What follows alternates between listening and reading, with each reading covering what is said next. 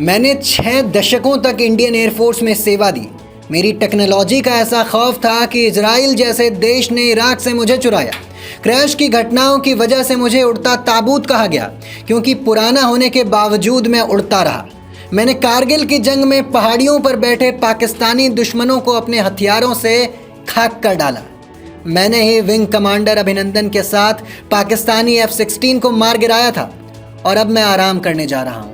थका तो हूँ मैं कई सालों से, लेकिन जोश में कोई कमी नहीं है मेरी। और अब फाइनली मुझे रिटायरमेंट मिल रहा है।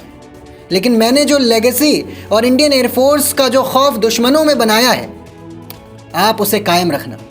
ये शब्द हैं इंडियन एयरफोर्स के MiG-21 फाइटर एयरक्राफ्ट के, जो अपने हर पायलट से कह रहा है। अब मशीनें तो बोलती नहीं, लेकिन एक पायलट से उसका विमान बात करता है, एक रेसर से उसकी गाड़ी बात करती है। और इंडियन एयरफोर्स का MiG-21 भी रिटायर होने पर अपने पायलट से कुछ इसी तरह बात कर रहा है।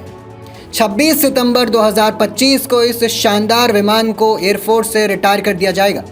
1965 के भारत पाकिस्तान युद्ध में MiG-21 ने पहली बार जंग में हिस्सा लिया। पाकिस्तान की वायुसेना में शामिल अत्याधुनिक अमेरिकी लड़ाकू विमानों को इसने कड़ी टक्कर दी। 1971 के युद्ध में पूर्वी पाकिस्तान, जो अब बांग्लादेश के नाम से जाना जाता है, उसकी आज़ादी में MiG-21 ने अहम भूमिका निभाई।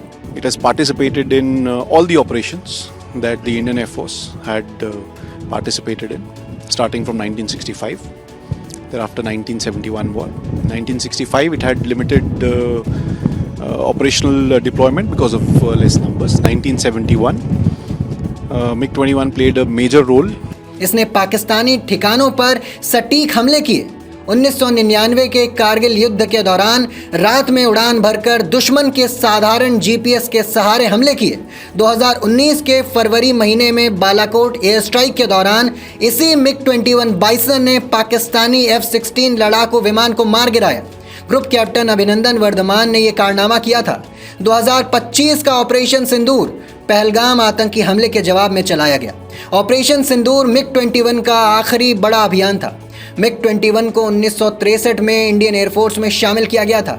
ये वो दौर था जब भारत के जहन में चीन के साथ युद्ध में हार की टीस बहुत गंभीर थी। उस समय भारतीय वायुसेना को ताकतवर फाइटर जेट की अभूतपूर्व आवश्यकता थी। And thereafter, even during Sindoor, the aircraft was in operational readiness to undertake any mission that was assigned to. As far as the roles which this aircraft can carry out, this is quite a unique aircraft, wherein this aircraft or variants of this aircraft can carry out all roles which are envisaged for fighter operations. उस समय रूसी MiG-21 दुनिया के बेहतरीन advance interceptor aircraft में से एक था।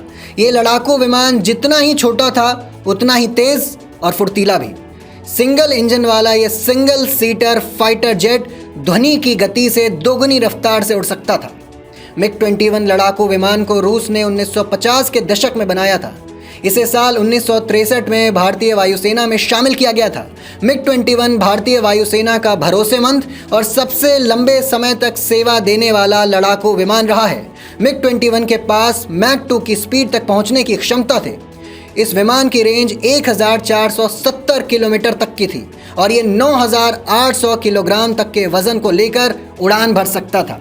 इस विमान में मिसाइल फिट करने के लिए 4 हार्ड पॉइंट्स दिए गए थे। बहरहाल पाकिस्तान के काल MiG-21 की विदाई को लेकर आपका क्या कुछ कहना है, कमेंट सेक्शन में ज़रूर बताइए।